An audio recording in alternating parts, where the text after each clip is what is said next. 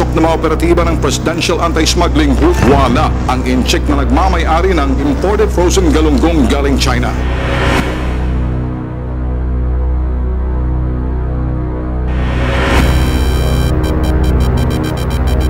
Navotas, ang bayan na kung saan matatagpuan ang fishport complex na pinagkukunan ng mga isda at seafood sa buong Metro Manila at sa mga karatig probinsya nito. Kilala ang Navotas Fishport sa bentahan at pilihan ng iba't ibang uring isda at seafoods ng mga malalaking negosyante at mga mamimili na nasa industriyang ito. Subalit, sa loob din mismo ng Navotas Fishport, nadiskubre ng bitag ang isang uring pagpupuslit o smuggling at pagbebenta ng mga ipinagbabawal na imported na isdang mackerel o galunggong mula sa China ng ilang negosyanteng incheck. Ito'y base sa sumbong ng isang negosyante rin sa loob din ng Navotas Fishport na lumapit sa bitag. Ang isdang galunggong o mackerel ay extremely popular sa mga Pinoy. Paborito ng lahat, bata man o matanda, mayaman o mahirap. Kumpara sa mackerel o galunggong natin sa Pilipinas, ang imported na galunggong sa China ay mga babaeng galunggong na matataba at malalaki ang itsura. Ayon sa Bureau of Fisheries and Aquatic Resources of BIFAR, ipinagbabawal ang importation ng mga isdang galunggong o mackerel sa ating bansa. Subalit, lingid sa kalaman ng BIFAR at ng mga otoridad, gabi-gabi ibinebenta mga tone-toneladang imported frozen Chinese galunggong sa loob mismo ng Navotas Fishport sa pamamagitan ng 40-footer refrigerated van na isasagawa ang pagpupuslit ng mga ipinagbabawal na isdang ito. Ayon kay Gaudencio Badiola, ang OIC ng Fishery Regulatory and Quarantine Division ng BIFAR, ipinagbabawal ang importation ng mga galunggong o mackerel sa bansa natin para maprotektahan ang mga mangingisdang Pinoy. As far as BIFAR is concerned, ay hindi kami nag-i-issue ng import permit para sa mga galunggong.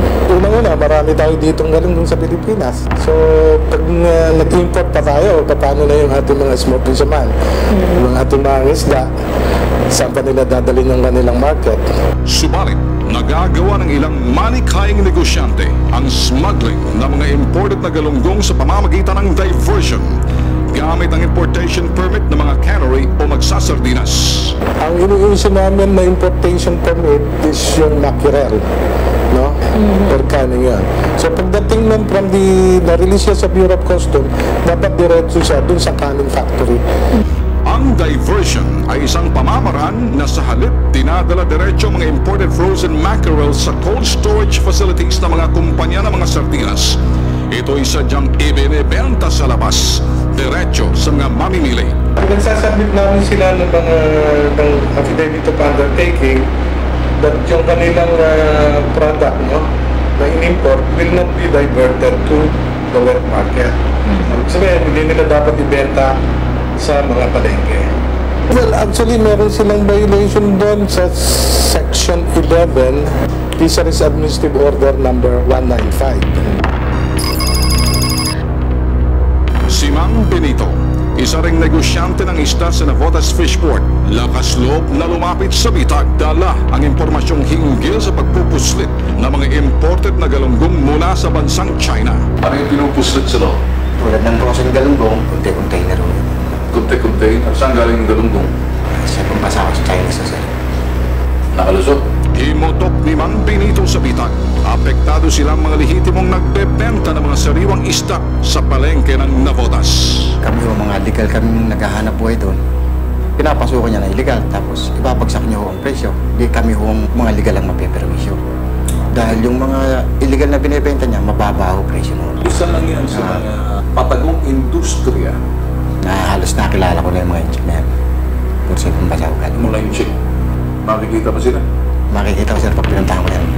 Noong araw din yon, isa pang insider sa Navotas Fishport Complex ang lumapit sa bitag upang ibunyag at magpasok ng mga 40-footer refrigerated container van na naglalaman ng mga smuggled imported frozen galunggong galing China. Alam naman natin pinapasok yung mga container van, lahat yan dadaan sa gate, refrigerated container van, 40 footers, walang 20 dyan. Pero ang pinagtatanong ko, bakit hindi namin mapabutan ang container van na yan pagpasok sa gate? At kabahagi mo sa trabaho ng inspection? Dapat sir, tingnan Kasi nga, kung baka either Ba't di nyo lang tingnan pagbaba nung sa nakapasok na sa storage, gabi yan bubuksan, hindi araw. Bakit tayo sa mga? Kasi trading time sa gabi. Yun ang So, kalaman. alam ng management namin kung ano yung pinapasok nila. Kasi lang mismo, sila ang nag-a-approve nun. So, kaming mga... So, mo sinasabi, may connect sila dun sa mga... Yes, sir. Hindi naman pwedeng pumasok yan na hindi nila alam. Kasi Botas. pumirma sila eh. Navotas Fishport. Yes, sir. Hindi ako nagtataka na yung mga pumapasok ng mga 40-foot container van na mga refrigerated is smuggled.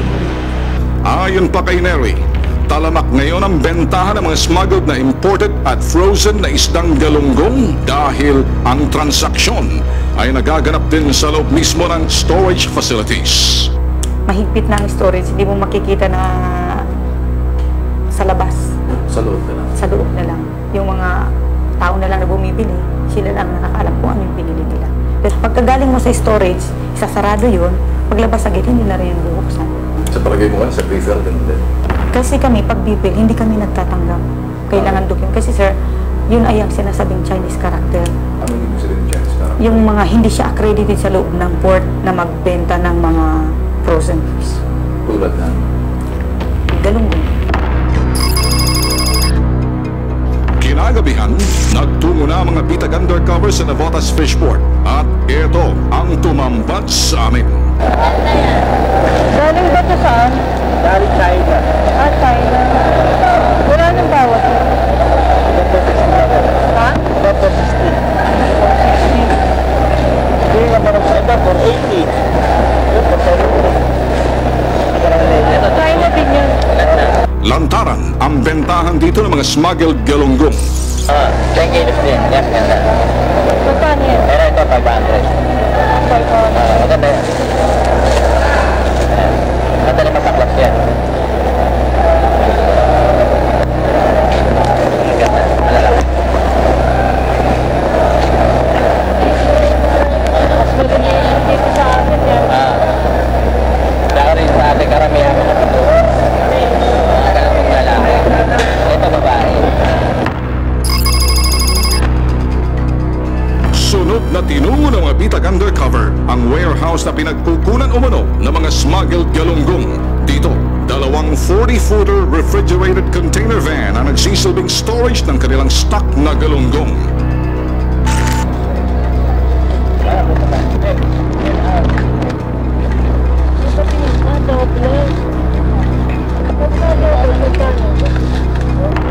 Etong isa, pakinggan ang payo sa aming undercover.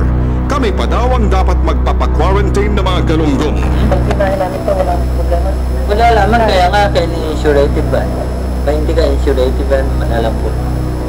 Hindi, sa ano? Sa huli, wala pang huli. Wala, may kukuha silang papel dyan. Meron ba yun? Ha?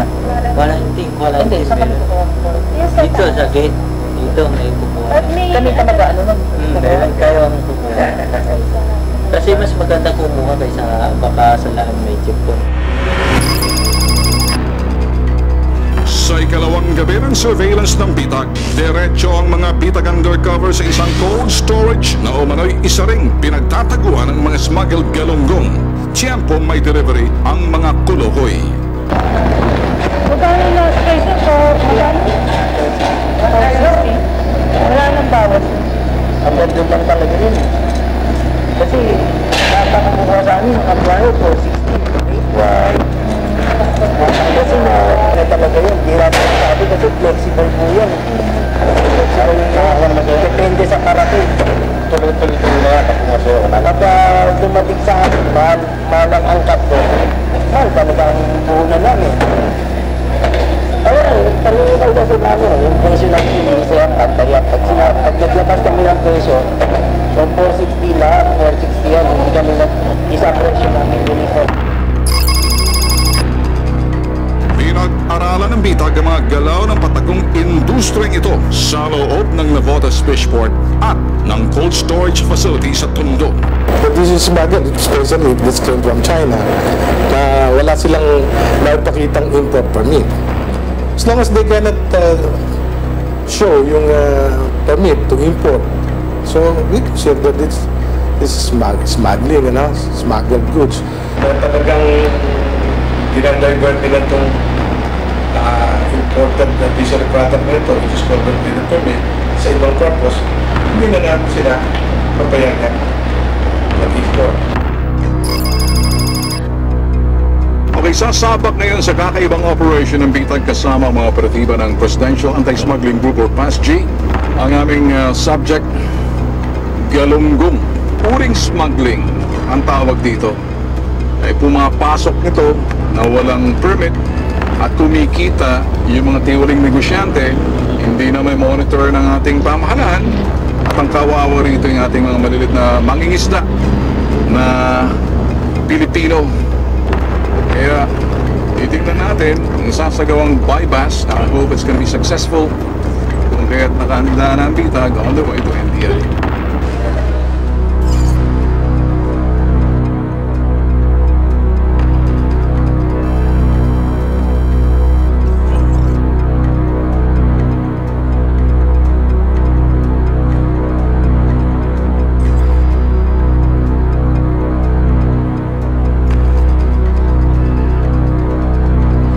Tonight we're going to conduct two simultaneous entrapment operations.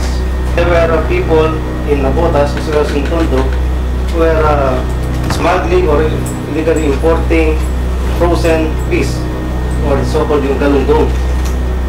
Upon verification with the Bureau of Fisheries and Aquatic Resources, we have found out that there was no certification or permit to import issued by that particular bureau. Hence, the operation of these two groups are illegal. Now, we have two areas, Tondo and Navotas. The group will be divided into two. The first group, they are going to conduct operations in Navotas. The second group will be doon Agent Regalario, Agent Ramirez, Alba, and yours truly. Since two different targets yan, there should be a lead group kung sino yung unang strike for the other group to strike ready on yung pagkatapos ng isa.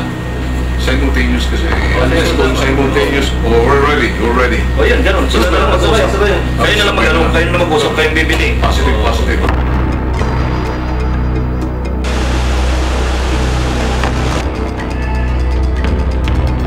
Dalawang maghihiwalay na operation, simultaneous ang gagawin ng bitag at Presidential Anti-Smuggling Group or PASG dito sa mga smuggler na mga galunggong. So, the first strike sa may Tondo, isang warehouse sa gagawin nilang buy-bust. So, isang grupo ng bitag at isang grupo ng mga taga-PASG. Sa grupo namin, patungo kami sa Navotas sa Fishport. Ang aming target yung mga 40-foot container van na mga refrigerated na pumapasok sa loob ng Navotas Fishport at doon lantaran, walang pakundangan ang pagkagbenta ng mga smuggled na mga galunggong na galing China. Kaya ang gagawin din ng pangalawang grupo namin, magsasagawa ng buy-bust. Simple lang. At lahat ng mga container na naglalaman ng mga smuggled na galunggong na walang permit po kumpiskahin. Pagpasok ng mga operatiba ng Presidential Anti-Smuggling Group o PASG at bitag, wala ang incheck na nagmamay-ari ng dalawang 40-footer container van na naglalaman ng 28,000 kilos ang bawat isa na imported frozen galunggong galing China. Mali ka. Presidential Anti-Smuggling Group na yan. PASG. Ha? Alam mo ba kung bakit nandito mga PASG? Nandito kami. Hindi. Alam mo ba kung ano yan? Yan, mga frozen galunggong. Alam mo ba yan? May papeles kayo yan? Wala rin papeles yan. Ayun. Sabi ng BIFAR. Yan ang ismagod. Ngayon, may tatanungin sa iyo ang PASG para magkaliwanagan na. Nasaan yung mga papeles nito? Kasi unang-una, sinabi na ng BIFAR, bawal to eh. Kung may mapapakita kang papel, sigurado recycle yon. At hindi po pwede dahil ito dapat hindi dito. Lahat ng mga ganitong klaseng galunggong, kung talagang may permit man kayo, sa cannery yan, di pwedeng nilabas. Pag nilabas, diversion. Pero kung may papakita kang papel, ibig sabihin, May importation ka pero wala ka pa rin karapatan dito, hindi kung diversion. Ngayon, kung wala kang papel, malinaw na smuggling. So dalawa lang kahinat na niyan. Magpapakita ka muna ngayon sa mga taga-pasture ng papel. Magpapakita ka ng kung saan. Kasi kung wala ang may-ari, ay wala rin kayo magagawa. Nag-certify ng BIFAR. Smuggle dyan. Ocean Fish Declaration lang. Imported. July 1. We hereby certify that all importation documents pertaining to the above shipments are per BIFAR completed order. Naku, yari kayo.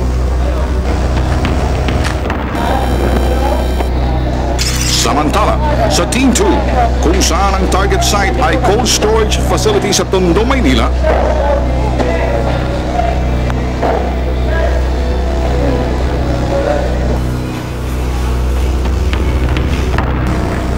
okay. Parang positive sila dun sa kabila. Hello. Mas marami doon. Oo, sinabi ko sa'yo kanina. Sige na, tara. Okay, bibisitahin namin yung isang team nasa Tondo. Kasama isang grupo ng bitag at mga taga-pasture. Successful dito sa Navotas Fishport. Nakita nga yung dalawang 40-foot container van na naglalaman ng mga galunggong. Sa kabila naman, sketchy ba yung sinasabi ng mga kasamahan namin na tatlong 40-foot container van at may mga truck pa raw na mga galunggong. So, bibisitahin namin para makita lahat yung situation dito sa successful operation ng mga smuggled na galunggong.